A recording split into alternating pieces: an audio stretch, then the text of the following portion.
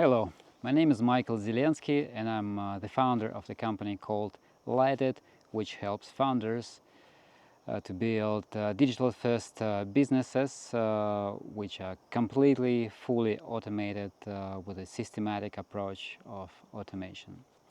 And today I would like to talk about company knowledge, not the company data and not the company analytics. Data and analytics are the raw material for the company knowledge. When the data is processed, it becomes the company knowledge. The company knowledge also consists of the knowledge in the memory and the knowledge in the people, in staff of the company. And that knowledge can be historical, or that knowledge can be real-time, operational. So all of that builds up the company knowledge. Also, the information about the information about projects, information um, about decisions, about meetings, about sales, about lead generation, about marketing, about anything that that is happening in the company. All that is knowledge of the company. You can think of it as, for example, if there is a CEO of a small company, which knows everything about the company, CEO, and at the same time the founder of the company. If the CEO has been the founder of the company and he or she knows everything, including historical data, everything that's going to happen in the future, some marketing information about competitors, information about the ongoing projects, information about successful projects, information about failed projects, information about all the employees, information about all the contractors, suppliers, and so on. So you can think of the company knowledge of something like that. And it's a little bit more, because if there's more than one person in the company, then CEO and the founder at the same time doesn't hold all the information about the company.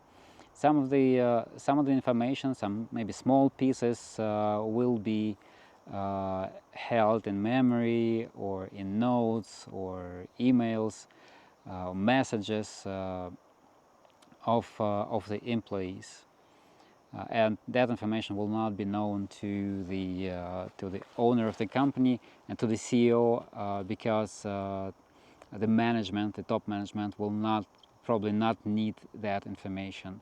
And as the company grows, the knowledge of the company also grows. I'd say that it grows much faster than the number of employees, because it's the knowledge is not growing linear. It's growing much faster because it adds to the historical data. So the historical data remains, and the new information is adding to the knowledge of the company. So how is knowledge of the company managed in a digital-first company? Well, a digital-first company, in the first place, means that that's a company with a digital foundation. Digital means informational. That's a synonym for information, for digital information. That means that it's a computerized digital data. I've seen this many times in smaller companies. Actually, I've seen this not only in small companies but also in bigger companies as well, that the data as the company or the team grows, the data or knowledge of the company becomes fragmented, and people, the staff, the employees looking for this information. They need this information for their operational tasks, but they do not have it. So they start asking people around for that information. That information is not always precise, and that creates friction in operations, because asking a person is a long way. Talking to a person is a long way to get information. Maybe it's kind of a good way, because it builds the team. Communication between people is not bad at all. It's good. It builds the team spirit, but it's not good for operations and for the speed of operations, because it's slow. So we can speed it up by using digital means or digital ways.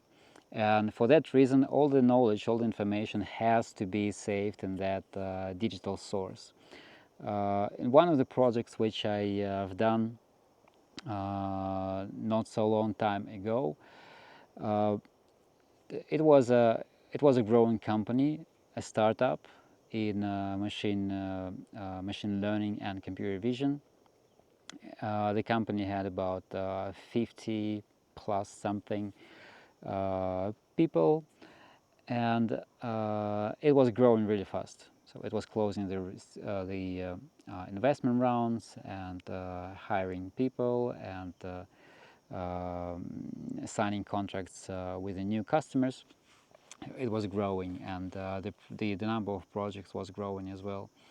And the situation, as I saw it, was that there were too many meetings, so many meetings, and so many people attending these meetings. This was happening because there was no knowledge management in that company.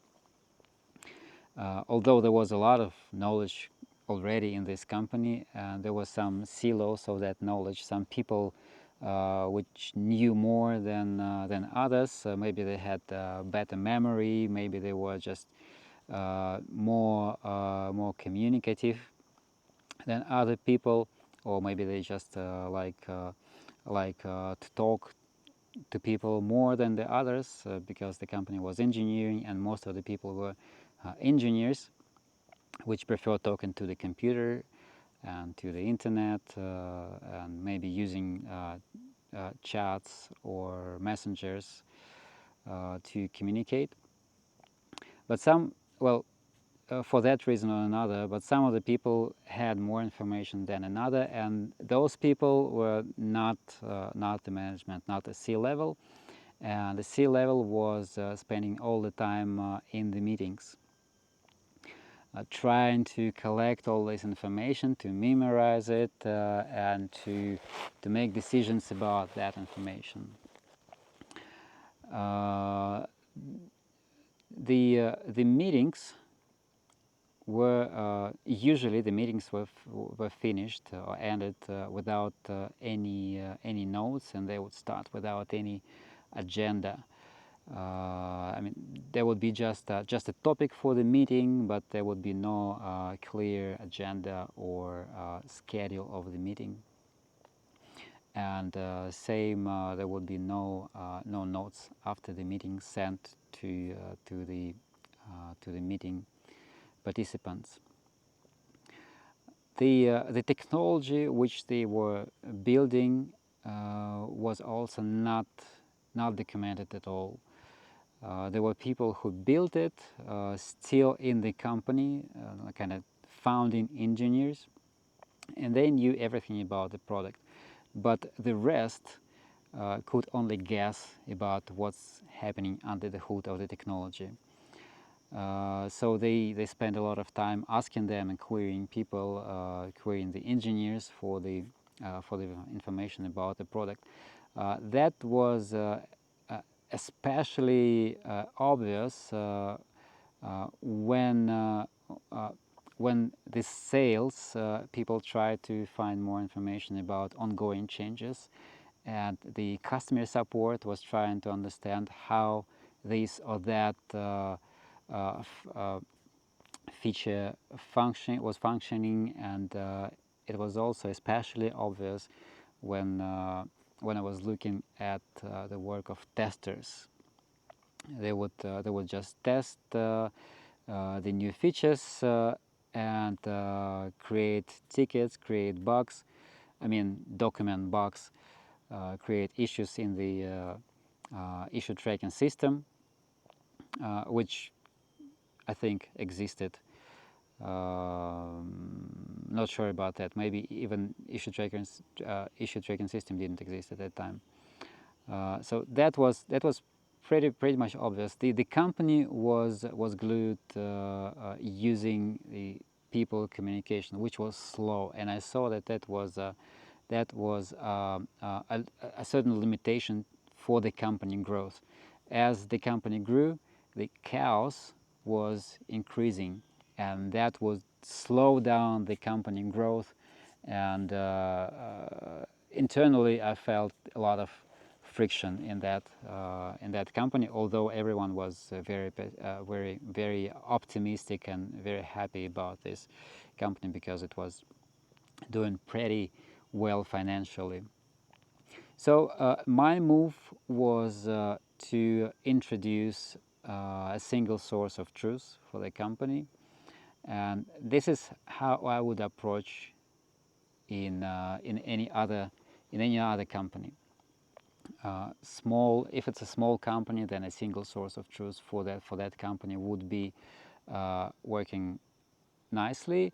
If it's a big company, then a single source of truth would work for a team or a cluster of teams. And then those single sources of truth would be or could be somehow connected together to form the bigger company knowledge.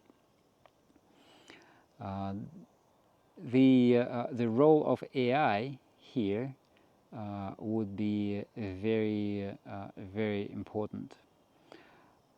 The company knowledge, as it grows, it becomes larger than a single person can digest or remember at a limited time, of course. Sometimes there are knowledgeable persons in a company or in a team who've been there for a long time. They had a lot of time to learn. They know a little bit of history about the projects. They know maybe past engineers, past employees who built there's a bug fly and he wants to be filmed. He wants to be in this video. All right. So AI, that's not a problem for AI to digest a lot of textual information, even image, even videos, even audio. That's not a problem for AI.